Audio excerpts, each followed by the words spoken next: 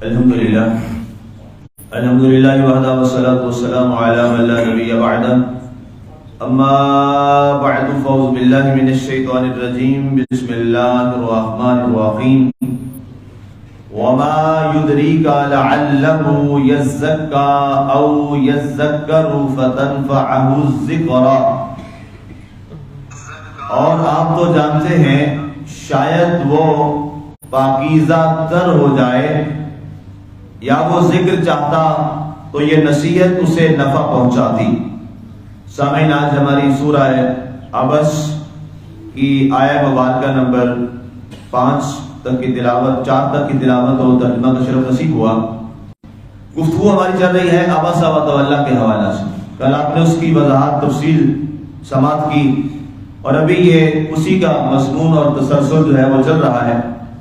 رب ذوالجلال نے اپنے محبوب صلی اللہ علیہ وآلہ وسلم سے خطاب فرمایا اور ارشاد فرمایا کہ محبوب صلی اللہ علیہ وآلہ وسلم، جب ہمارے عمرو ابن ام مکتوم آپ کے پاس آپ کے در دولت پر ایک سوال لے کر حاضر ہوئے تو ان کا مقصد کیا تھا؟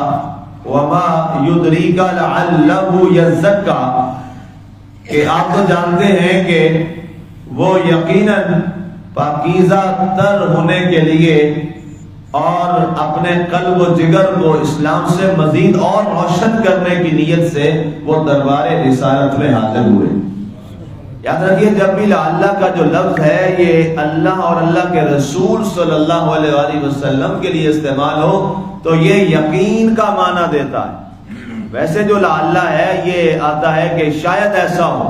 جب ہمارے لیے، آپ کے لیے، کسی اور انسان کے لیے لفظ لعلہ استعمال ہو تو اس کا معنی کیا ہوتا ہے کہ ہو سکتا ہے شاید ایسا ہو، لعلہ شاید۔ لیکن جب اللہ اور اللہ کا رسول صلی اللہ علیہ وآلہ وسلم لفظ لعلہ استعمال فرماتے ہیں تو وہ یقین کا معنی دیتا ہے۔ جیسے اللہ تعالیٰ قرآن میں کئی مقامات پر فرماتا ہے لعلکم تفلحون، یہ نہیں مانا کہ شاید تم کامیاب ہو جاؤ گے، بلکہ یقین ہے کہ اس کی وجہ سے تم یقیناً کامیاب ہو جاؤ گے۔ اب یہاں بھی اللہ نے استعمال فرمایا ہے لفظ لعلہ، تو اس کا معنی یہ نہیں ہوگا، بات لکھا مترجمین نے کہ یہ اس معنی میں ہے کہ شاید وہ پاکیزگی حاصل کرنا چاہتے ہوں، شاید نہیں، یقین ہے۔ حضرت عبداللہ ام مکتوم جو ہے وہ بارگاہ رسالت میں اپنے آپ کو پاکیزگی دلوانے کے لیے ہی حاضر ہوئے تھے۔ یہ واضح ہے، اس میں کوئی شک و شبہ والی بات نہیں ہے۔ او یذکر، یا وہ کوئی ذکر چاہتے ہو، یا تو یہ ہے کہ ظاہر ہے وہ اسلام میں آ چکے ہیں، وہ دائرہ اسلام میں داخل ہو چکے ہیں، ایمان لا چکے ہیں، تو اب وہ اپنے آپ کو اور مزید پاک کرنا چاہتے ہیں۔ ظاہر ہے ہر مسلمان کے لیے اس کے تقوی کا جو معاملہ ہے وہ مسلسل بڑھتا رہتا ہے۔ کبھی ایسا نہیں ہوتا کہ انسان جو ہے وہ تقوی کی تمام منازل کو حاصل کر لے، بلکہ یہ ایک ایسا راستہ ہے، یہ ایک ایسی گزرگاہ ہے کہ جہاں پر مسلسل انسان کو آگے اور اس سے آگے تک کا جو منظر نامہ ہے وہ تلاش کرنا چاہیے اور اگلی سے اگلی منزل کی جانب انسان کو بڑھتے رہنا چاہیے۔ شیخ سعدی رحمۃ اللہ تعالی علیہ نے، شیرازی نے ایک بہت خوبصورت بات لکھی ہے۔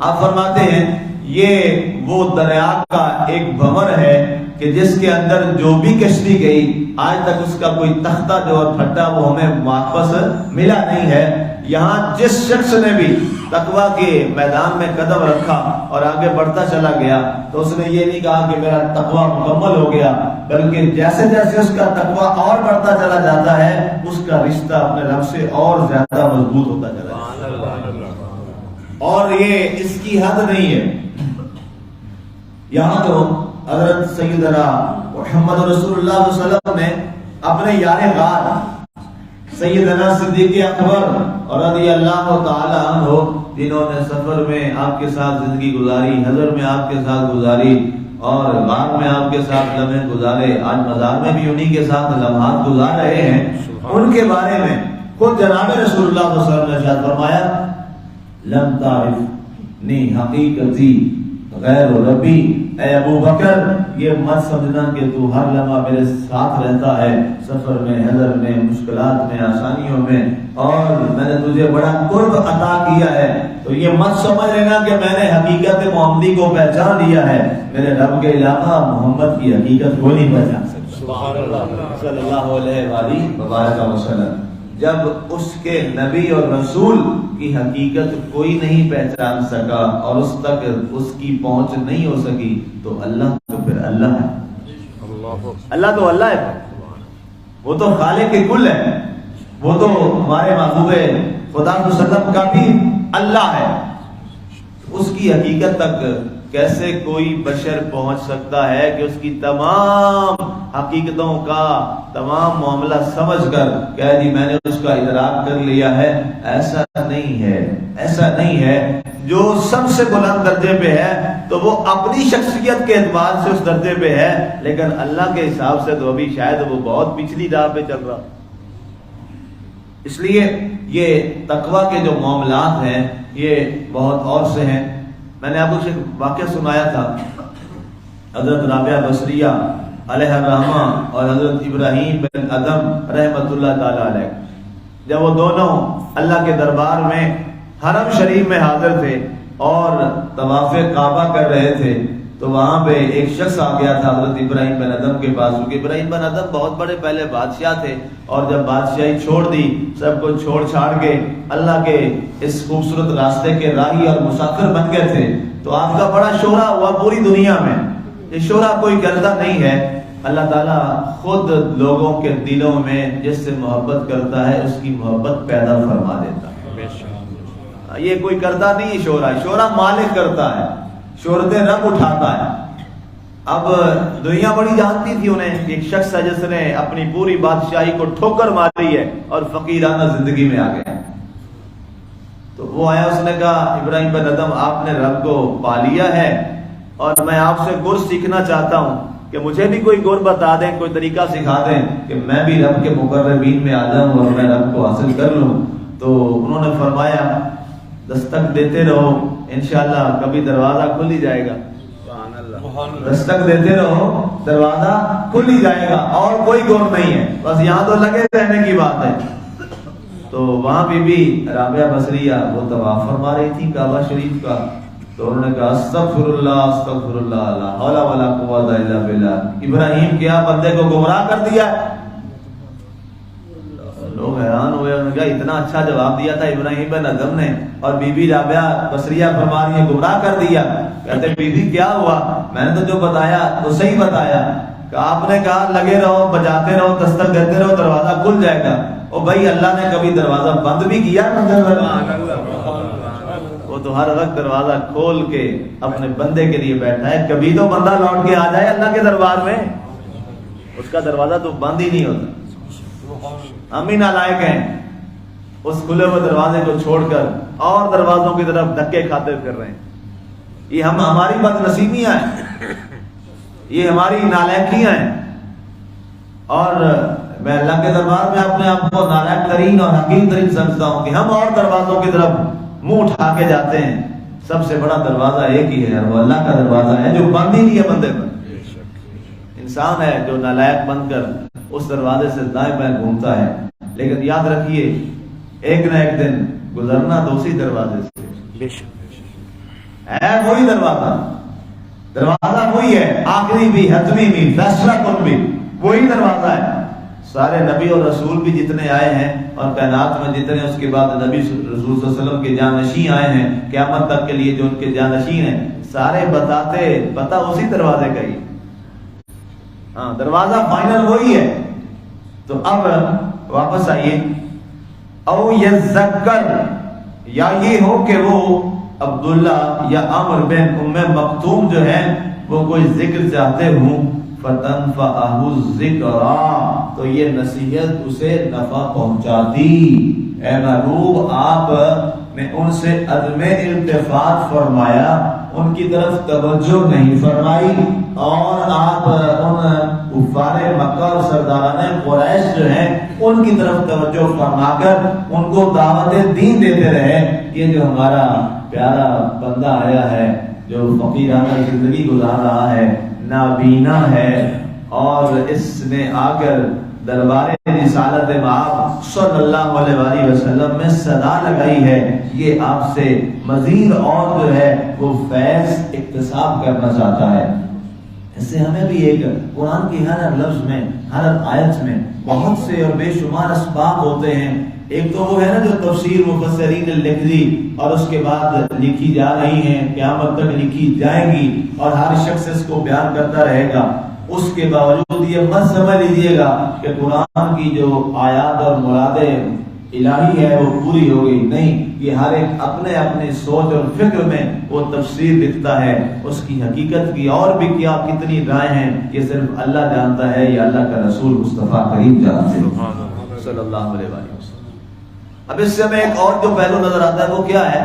وہ یہ پہلو ہے کہ کوئی شخص آپ کو جس فقیرانہ زندگی میں نظر آ رہا ہو، وہ چاہے کسی عاجزانہ ماحول میں رہ رہا ہو اور اس نے پھٹا پرانا لباس بھی پہنا ہو، اس کو کبھی حقیر مت جانیے گا، ہو سکتا ہے وہ اللہ کے قرب میں بہت رہتا ہو، آپ سے 1000 گنا وہ اللہ کے قرب میں زیادہ، بہت زیادہ۔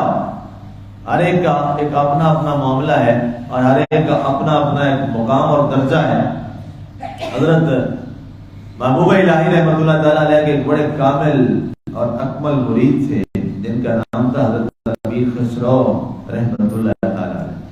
میر خسرو بڑا عظیم آدمی تھا، بہت عظیم انسان تھے میر خسرو، بہت بڑے تاجر بھی تھے۔ ان سے کسی دن ایک پیر صاحب نے کہا کہ ہم نے کبھی تمہارے پیر کو بارگاہ رسالت میں جو کچہری لگتی ہے نا، ہم نے کبھی تمہارے پیر کو وہاں نہیں دیکھا۔ پہلے مرید کے لیے بڑا مشکل مرحلہ تھا کہ میرے پیر کے بارے میں یہ بات نہ برداشت ہو سکی۔ اب گئے اپنے شیخ کے پاس، مرید بڑا کامل تھا، انہوں نے کہا ایسا ہو نہیں سکتا، جس محبوب الہی کا میں بیعت ہوں خواجہ نظام پاک کا، وہ کوئی ایسا شخص ہے نہیں کہ حضور کی بارگاہ میں نہ بیٹھتا ہو۔ تو گئے تو یہ سوال کر دیا، اللہ والے بھی بڑے عظیم لوگ ہوتے ہیں، سبحان اللہ سبحان اللہ سبحان اللہ۔ انہوں نے فرمایا کہ جب تمہیں ابو سوال کرے نا کہ جی ہم نے تمہارے پیر کو حضور کی کچہری میں نہیں دیکھا، انہیں کہنا کچہری میں آپ پہنچاتے، ڈھونڈ میں خود ہی لوگ۔ کیا تربیت ہے! اب کیا ہے، پھر انہوں نے اس دن پھر یہی کہا اس اللہ کے ولی نے، میں نے کہا جی آپ کچہری میں مجھے پہنچا دیں، ڈھونڈ میں خود ہی لوں گا۔ انہوں نے کہا اچھا۔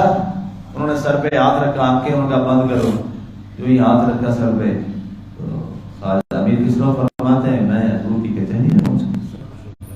یہ اور بڑے مشکل مرحلے ہیں تصوف کے، کسی کو ہضم نہ یہ بات ہو یا سمجھ نہ آئے تو یہ نہ کہ بات ٹھیک نہیں ہے، وہ سے سمجھ، بڑی بڑی بات ہے، مشکل بات ہے، اس کے لیے بڑے وقت گزارنے پڑتے ہیں۔ اب وہ گئے، پہلے درجے پہ گئے، دیکھا حضور صلی اللہ علیہ وسلم کی بارگاہ لگی ہوئی ہے اور اللہ کے بڑے مقربین جو لوگ ہیں نا، بڑے بڑے اولیاء وہاں موجود ہیں۔ دیکھا تو وہاں نظام پریشان ہو گئے، حضور کہتے تو ٹھیک تھے، پریشان ہوئے۔ تو آقا کریم صلی اللہ علیہ وسلم پوچھا میر خسرو پریشان ہو کیا دیکھتے ہو؟ یہ میرے شیخ نہیں، فرمایا سے اوپر ایک کچہری، وہاں جاؤ، وہاں دیکھ شاید ادھر۔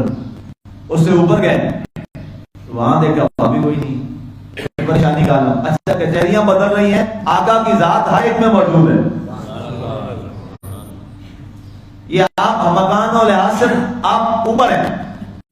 اس کے بعد گئے مختصر، تیسری میں کوئی نہیں ہے، چوتھی میں کوئی نہیں ہے، پانچویں میں کوئی نہیں ہے، چھٹی میں، ساتویں جب کچہری جو دوسرے نے فرمایا یا کچہری پوراؤں پہ لگی ہوئی ہے اس میں چلے جاؤ، وہاں شاید تمہیں تمہارا شیخ مل جائے۔ کہتے ہیں جب 7ویں کی اور آخری کی بات ہوئی نا تو کہتے ہیں میری عجیب کیفیت ہو گئی کہ 6 میں نہیں ملا، اب لگتا ہے 7ویں میں پتہ نہیں کیا بنے۔ تو بڑے کہتے ہیں میں رنجیدہ دل ہو گیا اور دل میرا ٹوٹ سا گیا کہ اب میں کیا منہ دکھاؤں گا کہ میرا شیخ نبی کی کچہری میں نہیں ہوتا، میں ایک غیر حضوری اللہ کے بندے کا بیعت ہوں، یہ ہو نہیں سکتا۔ جب اوپر گئے 7ویں میں اور آخری کچہری ڈھونڈا، دیکھا تو نظر نہیں آئے، تو سامنے جناب رسول اللہ صلی اللہ علیہ وسلم نے فرمایا کس کو دیکھ رہا ہے؟ یہ اپنے شیخ کو دیکھا، نہیں ملا، کہا حضور نہیں ملے، اور کہتے ساتھ ہی میں قریب تھا کہ اب دھاڑے مار کے روتا. آپ نے فرمایا ذرا ادھر آنا قریب دیکھ. آقا کریم صلی اللہ علیہ وسلم کے سامنے ایک شخص جو ہے اپنے اوپر ایک چادر ڈال کے سر جھکائے ہوئے بیٹھا ہے. آپ نے فرمایا نظام چادر اتاری تو ابھی اس وقت میں گر پڑے. فرمایا نیچے والے جو درجے اور تھے تمہارا شہر تو سب سے قریب والے درجے میں مصطفیٰ کریم کے قدموں میں روزانہ بیٹھتا ہے. تو مقصد کیا ہے؟ میں نے عرض کیا تھا نا تقویٰ، اس کے بہت درجات ہیں، بہت درجے ہیں، بہت درجے ہیں. اس لیے ہم نے کوشش کریں انسان جیسے دنیا کی کسی چیز کی طرف کے لیے وہ کوئی نہ کوئی طریقے ڈھونڈتا ہے نا.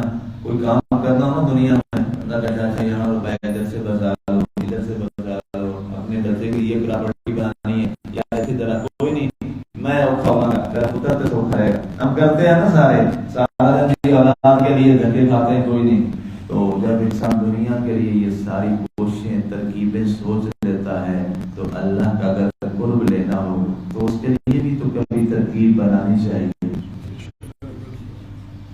اگر ہم اپنے آپ سے سارے سوال کریں، آپ بھی اور میں بھی، ہم سارے اپنے آپ سے سوال کریں تو میرا خیال ہے ہم سب کا سر نیچے ہو جائے گا.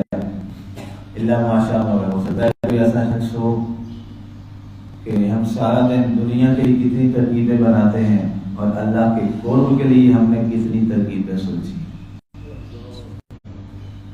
یہ جو جواب ملے نا وہ جواب آپ سارے سن لیں. ٹھیک ہے، زمین کی آواز کو دبانا نہیں ہے. اصل میں ہم آواز کو دباتے بڑے ہیں، بیچارے زمین کو مارتے رہتے ہیں. تو بات سچی کرتا ہے لیکن پھر ہم اس کو دبا دیتے ہیں. اس آواز کو دبانا نہیں ہے، اس آواز کو سننا ہے. یہی سچی بات ہے، یہی تبلیغ کا مقصد ہے.